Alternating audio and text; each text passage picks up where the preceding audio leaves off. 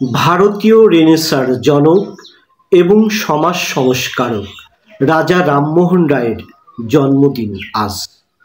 1772 সালের আজকের এই দিনে পশ্চিমবঙ্গের হুগলি জেলার রাধানগর গ্রামের এক সম্ভ্রান্ত ব্রাহ্মণ পরিবারে তিনি জন্মগ্রহণ করেন। রাজা রামমোহন রায় ছিলেন বহু ভাষাবিদ।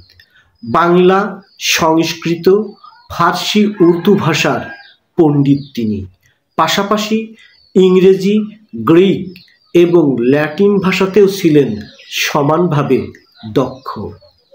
সমাজে প্রচলিত কুসংস্কার এবং অনাচারের বিরুদ্ধে তিনি ছিলেন জোরালো কণ্ঠস্বর।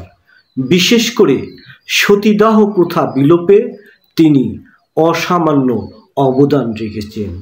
উল্লেখ্য, তৎকালীন ভারতীয় সমাজে সর্বনাশা সতীদাহ প্রথা প্রচলিত ছিল, যে প্রথার কারণে স্বামীর মৃত্যুতে স্ত্রীকেও সহমরণে যেতে হতো।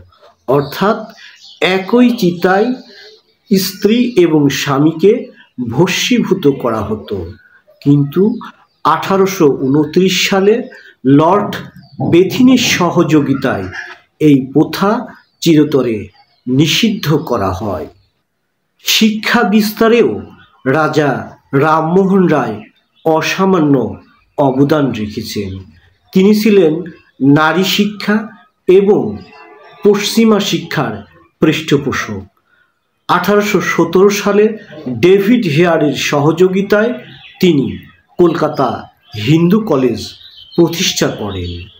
তাছাড়া তিনি ছিলেন ধর্মীয় গোঁড়ামি এবং সংস্কারের বিরুদ্ধেও সোচ্চার। 1828 সালে তিনি ব্রাহ্ম সমাজ প্রতিষ্ঠা করেন, যে সমাজের মাধ্যমে এক ঈশ্বরের প্রতি বিশ্বাস, নিরাকার প্রার্থনা এবং মানবতার জয়গান গেয়েছেন।